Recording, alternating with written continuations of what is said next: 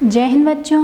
प्रिय बच्चों, आज हम कक्षा 9 के गद्य खंड पाठ 1 के 2 बैलों की कथा का अध्ययन करेंगे। ये कथा श्री मुंशी प्रेमचंद जी द्वारा लिखित है। प्रेमचंद जी का जीवन परिचय इस प्रकार है। मुंशी प्रेमचंद जी का जन्म सन 1880 बनारस के लम्ही गांव में हुआ था। उनका मूल नाम धनपत राय श्रीवास्तव था। उनकी माता का नाम आनंदी देवी, उनके पिता का नाम अजायब राय था, जो लम्ही गांव में डाक मुंशी थे। प्रेमचंद जी का बचपन अभावों में बीता। उन्होंने बीए तक ही शिक्षा प्राप्त की थी। उन्होंने शिक्षा विभाग में नौकरी की, परंतु असहयोग आंदोलन में सक्रिय भाग लेने के लिए सरकारी नौकरी से त्यागपत्र दे दिया और लेखन कार्य के प्रति पूरी तरह समर्पित हो गए। प्रेमचंद जी की कहानियाँ मानसरोवर के 8 भागों में संकलित हैं। उन्होंने हंस, जागरण, माधुरी आदि पत्रिकाओं का भी संपादन किया। सेवा सदन, रंगभूमि, कर्मभूमि, गोदान आदि उनके प्रमुख उपन्यास हैं। प्रेमचंद जी उपन्यास सम्राट की उपाधि से सम्मानित हुए। कथा साहित्य के अतिरिक्त प्रेमचंद जी ने निबंध एवं अन्य प्रकार के गद्य लेखन का कार्य प्रचुर मात्रा में किया। प्रेमचंद जी साहित्य को सामाजिक परिवर्तन का सशक्त माध्यम मानते थे। उनकी भाषा सरल, सजीव एवं मुहावरेदार है। सन 1936 में इस महान कथाकार का देहांत हो गया। आइए बच्चों, अब हम इस कथा के केंद्रीय भाव पर प्रकाश डालते हैं। 2 बैलों की कथा के माध्यम से प्रेमचंद जी ने कृषक और पशुओं के भावनात्मक संबंध का वर्णन किया है। उन्होंने बताया, स्वतंत्रता सहज प्राप्त नहीं होती, उनके लिए बार बार संघर्ष करना पड़ता है। इस प्रकार परोक्ष रूप से यह कहानी आज़ादी के आंदोलन की भावना से जुड़ी है। नारी के प्रति सम्मान का भाव रखना चाहिए, उसे प्रताड़ित करना अनुचित है। इसके साथ ही इस कहानी में प्रेमचंद जी ने पंचतंत्र और हितोपदेश की कथा परंपरा का भी उपयोग एवं विकास किया है। आइए बच्चों, गद्य खंड की कहानी विधा पर प्रकाश डालते हैं। कहानी मानव जीवन का वह खंड चित्र है जिसकी कोई सीमा रेखा नहीं है और जिसमें किसी एक ही पक्ष की अनिवार्यता नहीं। गुरु रविंद्रनाथ टैगोर के अनुसार नदी जैसे जल स्रोत की धारा है, मनुष्य वैसे ही कहानी का प्रवाह है। संक्षेप में कहानी वह कथात्मक लघु गद्य रचना है जिसमें जीवन की किसी एक स्थिति का सरस चित्रण होता है। 2 बैलों की कथा के माध्यम से प्रेमचंद जी ने व्यक्ति की सकारात्मक और नकारात्मक सोच का उदाहरण दिया है। जैसे जानवरों में गधा सबसे ज़्यादा बुद्धिहीन समझा जाता है। जब किसी आदमी को पहले दर्जे का बेवकूफ़ कहना चाहते हैं तो उसे गधा कहते हैं। क्या गधा सचमुच बेवकूफ़ है या उसके सीधेपन, उसकी निरापद सहिष्णुता अर्थात सहनशीलता से उसे यह उपाधि दी गई है। प्रेमचंद जी यहाँ गधे के चरित्र का व उसके गुणों का वर्णन करते हुए कहते हैं कि ऋषि मुनियों के जितने गुण हैं वे सभी उसमें पराकाष्ठा को पहुँच गए, पर आदमी उसे मूर्ख कहता है। जिस प्रकार ऋषि मुनियों को सुख दुख, लाभ हानि किसी भी दशा में विचलित होते नहीं देखा गया, उसी प्रकार गधे को कितना भी मारो, सड़ी गली घास दे दो, खाने को कुछ भी दे दो, उसके चेहरे पर कभी असंतोष का भाव नहीं दिखाई देता। वे कहते हैं कि सद्गुणों का ऐसा अनादर कहीं देखना नहीं होगा। वे भारतवासियों की अफ्रीका में हो रही दुर्दशा का वर्णन करते हैं कि अमेरिका में उन्हें घुसने नहीं दिया जाता। बेचारे शराब नहीं पीते, 4 पैसे को समय के लिए बचाकर रखते हैं, जी तोड़कर मेहनत करते हैं, लड़ाई झगड़ा भी नहीं करते, फिर भी बदनाम हैं। जवाब दें तो शायद सभ्य कहलाते। प्रेमचंद जी ने गधे का छोटा भाई भी बताया है। जो बैल है। जिस अर्थ में हम गधे शब्द का प्रयोग करते हैं उससे मिलते जुलते अर्थ में बछिया के ताऊ का भी प्रयोग करते हैं, किंतु बैल कभी कभी लात भी मारता है और भी कई रीतियों से अपना असंतोष प्रकट करता है। अतएव उसका स्थान गधे से नीचा है। क्यों नीचा है? क्योंकि वह गधे के समान सहनशील नहीं है, अपना रोष प्रकट करता है। बच्चों, आज हम जो कथा पढ़ने जा रहे हैं वह कथा इस प्रकार है। झूरी काछी के दो बैल थे, हीरा मोती। दोनों पछाई जाति के, सुंदर, काम में चौकस, ढील में ऊंचे थे। बहुत दिनों से साथ साथ रहते रहते दोनों में भाईचारा हो गया था। दोनों मूक भाषा में बात करते हैं। उनके पास एक दूसरे के मन की बात समझने की गुप्त शक्ति थी, जो जीवों में श्रेष्ठता का दावा करने वाले मनुष्यों के पास नहीं होती। दोनों एक दूसरे को चाटकर, सूंघकर अपना प्रेम व्यक्त करते थे। कभी कभी दोनों सींग भी मिला लिया करते थे, विग्रह के नाते नहीं, केवल विनोद भाव से, आत्मीयता के भाव से। एक बार झूरी ने उन्हें अपने ससुराल भेज दिया। बैलों को क्या मालूम कि वे क्यों भेजे जा रहे हैं। वे समझे मालिक ने हमें बेच दिया है। उन्होंने झूरी के साले गया को रास्ते भर खूब सताया। संध्या होने तक दोनों बैल अपने नए स्थान पर पहुंच गए। वे दिन भर के थके हारे भूखे थे, लेकिन जब वे नांद में लगाए गए तो एक ने भी उसमें मुँह न डाला। दिल भारी हो रहा था। जिसे उन्होंने अपना घर समझा वह आज उनसे छूट गया था। यह नया घर, नया गांव, नए आदमी उन्हें बेगाने से लगते थे। दोनों सोचने लगे, मालिक हमें बेचते नहीं तो हम ज़्यादा काम करते, कम खाते, पर अपने पास ही तो रखते। दोनों बैलों ने अपनी मूक भाषा में वहाँ से भागने की सलाह की। एक दूसरे को कनखियों से देखा और बैठ गए। जब गांव में सोता पड़ गया, अर्थात जब सभी लोग सो गए, तो जोर लगाकर पगहे तोड़ डाले और सरपट चल दिए अपने घर की ओर। पगहे अर्थात पशुओं को बांधने की रस्सी। जब झूरी प्रातःकाल सोकर उठा तो दोनों बैलों को चरनी पर खड़े देखकर स्नेह से गद हो गया। उसने दौड़कर उन्हें गले लगा लिया। प्रेमालिंगन का यह दृश्य बड़ा ही मनोहर था। मनोहर अर्थात मन को हरने वाला। यह देखकर गांव के लोग भी एकत्रित हो गए और तालियां बजाकर उनका अभिनंदन करने लगे।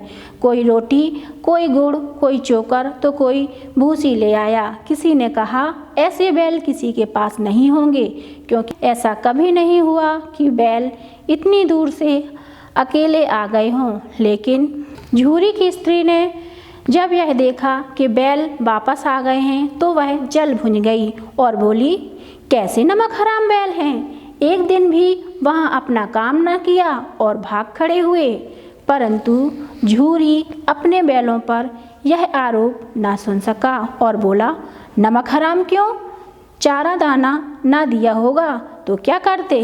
इस पर स्त्री ने रोब के साथ कहा, हाँ, बस तुम ही तो बैलों को खिलाना जानते हो और सभी तो पानी पिला पिला कर रखते हैं। झूरी ने पत्नी को चिढ़ाने के ख्याल से कहा, चारा मिलता तो क्यों भागते। दूसरे दिन झूरी का साला गया फिर आया और इस बार गाड़ी में बैलों को जोता। 2-4 बार मोती ने गाड़ी को सड़क की खाई में गिराना चाहा, पर हीरा ने संभाल लिया। वह ज़्यादा सहनशील था।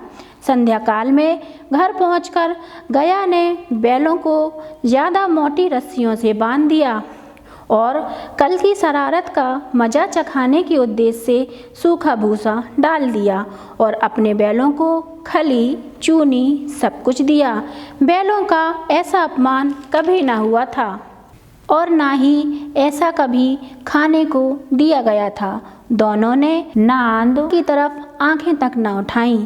दूसरे दिन गया ने बैलों को हल में जोता, पर दोनों बैलों ने अपनी जगह से ना हटने की कसम खा ली थी। वह मारते मारते थक गया, लेकिन वे वहाँ से तस के मस ना हुए। इस प्रकार हार मानकर गया ने उन्हें नांद पर लाकर बांध दिया। दोनों के सामने आज भी रूखा सूखा भूसा ही डाला गया। घर के लोग अभी भोजन ही कर रहे थे कि तभी घर से एक छोटी बच्ची रोटी लेकर निकली और दोनों बैलों के मुंह में देकर चली गई। उस रोटी से इनकी भूख क्या शांत होती, पर दोनों बैलों के हृदय को मानो भोजन मिल गया हो। यहाँ भी किसी सज्जन का वास है जो प्रेम और अपनेपन के भाव को समझता है। छोटी बच्ची की माँ मर चुकी थी और सौतेली माँ उसे बहुत मारती थी, इसलिए इन बैलों से उसे एक प्रकार की आत्मीयता हो गई थी। दोनों बैल दिन भर जोते जाते, डंडे खाते, अड़ते, शाम को थान पर बांध दिए जाते। खाने में उन्हें वही रूखा सूखा भूसा मिलता। रात को वही बच्ची उन्हें 2 रोटियां खिला जाती। दोनों बैल प्रेम का प्रसाद समझकर उन्हें खा लेते।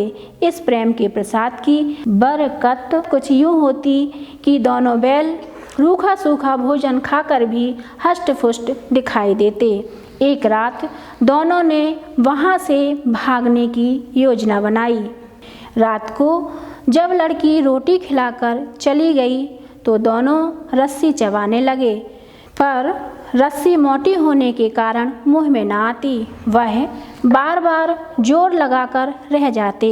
तभी उन्होंने देखा, थोड़ी देर में दरवाज़ा खुला और वह लड़की उनके सामने आ खड़ी हुई। दोनों उसके हाथ को चाटने लगे। उसने उनके माथे पर हाथ फेरा और बोली, खोल देती हूँ, तुम दोनों यहाँ से भाग जाओ, नहीं तो यहाँ के लोग तुमसे काम करा करा कर मार डालेंगे। यह कहते हुए उसने रस्सी खोल दी, पर दोनों बैल चुपचाप वहाँ खड़े रहे। सोचने लगे, हमारे भाग जाने से इस बच्ची पर आफत ना आ जाए। अभी सोच ही रहे थे कि लड़की चिल्लाई, फूफा वाले दोनों बैल भाग रहे हैं, ओ दादा दोनों बैल भागे जा रहे हैं, जल्दी दौड़ो, पकड़ो। ये सुनते ही दोनों वहाँ से भाग निकले। गया घबराकर घर से बाहर आया और दोनों भागते हुए बैलों का पीछा करने लगा, पर बैल इतनी तेजी से भागे कि वह उन्हें पकड़ न सका। दोनों भागते हुए बैलों को यह भी ध्यान नहीं रहा कि वह रास्ता भटक गए हैं। वे भूख से व्याकुल होने लगे। अभी उन्होंने आज़ादी की सांस भी नहीं ली थी कि सामने देखा, अरे यह क्या, एक सांड बहुत तेजी में चला आ रहा है। सांड भी हाथी की भांति था, पर इससे डरकर भाग जाना भी कायरता की निशानी है। अतः दोनों ने निर्णय लिया कि हम मिलकर इस सांड का सामना करेंगे। ज्यों ही सांड मोती पर झपटा तो हीरा ने पीछे से वार किया, और जब हीरा पर झपटा तो मोती ने उसे खदेड़ दिया। सांड चाहता था कि वो एक एक करके दोनों बैलों को गिरा दे, पर दोनों ने उसको उन्हें हानि पहुंचाने का एक भी अवसर नहीं दिया। आखिरकार सांड की कोई युक्ति काम न आई और वह झल्लाकर हार कर वहाँ से चला गया। यहाँ हमें सीख मिलती है, हम अगर मिलकर काम करें तो विपरीत परिस्थितियों का सामना भी आसानी से कर सकते हैं। अब दोनों मित्र विजय के नशे में झूमते हुए आगे बढ़े। दोनों को भूख भी लगी थी। तभी सामने उन्हें मटर का खेत दिखाई दिया। हीरा मना करता रहा, फिर भी मोती उसमें घुस गया। दोनों ने अभी 2-4 ग्रास ही खाए थे कि तभी 2 आदमी लाठी लेकर दौड़ पड़े। दोनों भागने को हुए पर दलदल में फंस रहे थे, क्योंकि अभी खेत की सिंचाई हुई थी, इस कारण मिट्टी गीली थी। उन लोगों ने उन्हें पकड़कर कांजी हाउस में बंद कर दिया। जब वह कांजी हाउस में पहुँचे तो उन्होंने देखा वहाँ कई भैंसें, बकरियाँ, घोड़े, गधे थे, पर किसी के सामने चारा ना था। सब जमीन पर अधमरी हालत में पड़े थे। सारा दिन दोनों टकटकी लगाए इसी आस में खड़े थे कि कोई तो चारा लेकर आएगा, पर कोई ना आया। वह सोचने लगे, कैसा स्वामी है, खाने का एक तिनका भी ना मिला। इससे अच्छा तो गया ही था, रूखा सूखा ही सही, भूसा तो खाने के लिए देता था। प्रिय बच्चों, यहाँ हमें सीख मिलती है कि ईश्वर हमें जिस हाल में भी रख रहे हैं वही अच्छा है। हो सकता है आने वाला समय उससे भी कठिन, उससे भी बुरा हो। ईश्वर कभी अपने बाशिंदों का बुरा नहीं करते। यह सब देखकर हीरा के हृदय में विद्रोह की ज्वाला दहक उठी। वह मोती से बोला, अब तो नहीं सहा जाता। मोती, चलो यहाँ से भागने का कोई उपाय निकालें। बाड़े की दीवार कच्ची थी, हीरा मजबूत तो था ही। उसने अपने मजबूत सींग दीवार में गड़ा दिए और जोर जोर से दीवार पर प्रहार करने लगा। तब मिट्टी का एक चिप्पड़ निकल आया। यह देखकर उसका साहस और बढ़ा और वह दौड़ दौड़ कर दीवार पर चोटें करने लगा। तभी कांजी हाउस का कर्मचारी हाजिरी लेने आया। उसने हीरा की शरारत देखकर उसे खूब पीटा और उसे पहले से भी ज़्यादा मोटी रस्सी से बांध दिया। लेकिन हीरा ने अपना साहस नहीं छोड़ा और फिर से दीवार तोड़ने लगा। तब मोती ने कहा, मित्र, तुम दीवार क्यों तोड़ रहे हो? अभी तुम फिर पिटाई से बच न सके, अब इसका क्या फल प्राप्त होगा? तब हीरा ने कहा, प्रिय मित्र, तुम सोचो, अगर ये दीवार गिर जाएगी तो कितनी जानें बचेंगी? क्या हम साहस भी नहीं कर सकते? जब हीरा ने मोती से ऐसा कहा तो मोती ने कहा, ठीक है, हम दोनों मिलकर यह दीवार तोड़ते हैं। और फिर दीवार पर दोनों प्रहार करने लगे। बहुत मेहनत और मशक्क़त के बाद आधी दीवार गिर गई। दीवार का गिरना था कि सभी अधमरे से जानवरों में चेतना आ गई। सबसे पहले घोड़ियाँ सरपट भाग निकलीं, फिर बकरियाँ, इसके बाद भैंसें भी खिसक गईं, पर गधे अभी तक ज्यों के त्यों खड़े थे। मोती ने उन्हें भी सींगों से मार मार कर बाड़े से बाहर निकाल दिया और अपने मित्र के पास आकर बैठ गया। क्योंकि हीरा मोटी रस्सी से बंधे होने के कारण भाग नहीं सकता था, इसलिए मोती भी नहीं गया। हीरा ने मोती से कहा, मित्र, तुम भाग जाओ, अगर जिंदगी रही तो हम फिर से मिलेंगे। मोती ने कहा, मित्र, क्या मैं इतना स्वार्थी हूँ जो तुम्हें छोड़कर भाग जाऊँगा? नहीं, हम जिएंगे साथ, मरेंगे साथ। प्रिय बच्चों, यहाँ हमें सीख मिलती है कि सच्चा मित्र वही है जो हर परिस्थिति में साथ निभाए, चाहे दुख की घड़ी हो या सुख की। अगले दिन बाड़े की हालत देखकर वहाँ के कर्मचारियों ने हीरा मोती की खूब पिटाई की। अब उन्हें खाने को एक तृण भी नहीं दिया जाता था। तृण अर्थात तिनका। कुछ दिन ऐसे ही बिताने के बाद एक दिन उनकी नीलामी हुई। तब उन्हें किसी ने नहीं खरीदा, क्योंकि इतने दिन कुछ खाने को ना मिलने के कारण वह बैल बहुत दुर्बल हो गए थे। उनकी ठठरियाँ निकल आई थीं। ठठरियाँ अर्थात हड्डियाँ। सहसा अचानक एक डरियल आदमी ने उन्हें खरीद लिया, जिसकी आंखें लाल थीं, मुद्रा अत्यंत कठोर थी। उसका चेहरा देखकर दोनों बैल डर से कांपने लगे। दोनों बैल अपनी मूक भाषा में वार्तालाप करते हैं। हीरा बोला, गया के घर से नाहक ही भागे, अब जान न बचेगी। तब मोती ने कहा, भगवान सबकी रक्षा करते हैं, पहले भी छोटी बच्ची के रूप में हमारी सहायता की थी, और अगर मर भी गए तो क्या चिंता है। मांस, खाल, सींग, हड्डी सब किसी न किसी के काम आ जाएंगे, और वो पशु जो हमारे कारण आज़ादी की सांस ले रहे हैं, वो भी तो हमें आशीर्वाद देते होंगे। जो होगा अच्छा होगा, तुम चिंता मत करो। प्रिय बच्चों, यहाँ हमें सीख मिलती है कि कठिन परिस्थितियों में भी ईश्वर पर आस्था और विश्वास बनाए रखना चाहिए। ईश्वर जो भी करेंगे सब अच्छा करेंगे। दोनों मित्र डरियल के साथ चल दिए। सहसा दोनों को ऐसा प्रतीत हुआ, यह परिचित राय है। हाँ, यह परिचित राय है। गया इसी रास्ते से उन्हें ले गया था। वही खेत, वही बाग, वही गांव मिलने लगे। प्रति क्षण उनकी चाल तेज हो गई। सारी थकान, सारी दुर्बलता गायब हो गई।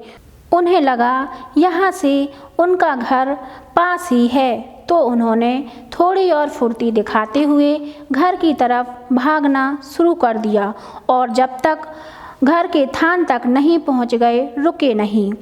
डरियल भी उनके पीछे पीछे भागता आ रहा था। झूरी द्वार पर बैठा धूप खा रहा था और वह अपने बैलों के बारे में ही सोच रहा था। एकाएक उसकी नज़र अपने बैलों पर पड़ी।